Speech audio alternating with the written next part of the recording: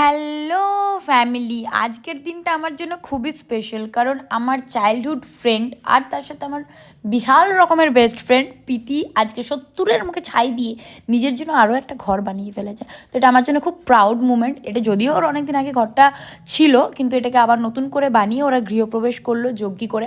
তো আমাদের ওখানে ইনভিটেশন ছিল। আমি প্রথমবার এত বছরে ওর কোনো ইনভিটেশন অ্যাটেন্ড করতে পেরেছি, কারণ প্রতিবার কিছু না কিছু পড়ে যায়। তো এবারে যদি অ্যাটেন্ড করতে না পারতাম, ও রীতিমতো আমার সাথে সম্পর্ক বিচ্ছেদ করতো। তো সেই ভয়ে আমি দৌড়ে চলে গেছিলাম, না দৌড়ে যাইনি, আমি অরিজিতের সঙ্গে বাইকে করে গেছিলাম। তারপর ওদের একটা ফ্যান্টাস্টিক ভোজ আমরা আহা করে খেয়ে নিলাম।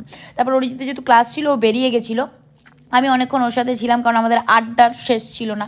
যতই কাজ থাকুক তার মাঝে আমরা ঠিক নিজেদের মতো একটু আড্ডা মেরে নিয়েছিলাম। আর বিভিন্নভাবে ওদের ঘরগুলো বা ওদের রুমগুলো আর যে কীর্তন হচ্ছিলো ওগুলো আমরা খুব এনজয় করছিলাম। প্রত্যেকটাই দারুণ বানিয়েছে। তো ওদেরকে মানে শুধুমাত্র প্রীতিকে না, প্রীতিকে আর কুসকে দুজনাকেই জানাই প্রচুর প্রচুর কংগ্রাচুলেশন। আরও ভালো হোক, আরও উন্নতি হোক, এটাই ভগবানের কাছে চাই। তো ভগবানের কাছে চাইতে চাইতে আমরা নিজেদের জন্য একটু ফটো টটো তো তুলে নিলাম। যেহেতু অরিজিৎ পেরিয়ে গেছিলো, তারপর আমি বাসে করে আমি বাড়ি ফিরে এলাম নিজের, কারণ বাড়ি আমাকে ফিরতেই হতো। যাই হোক, ভালো থাকবেন সবাই।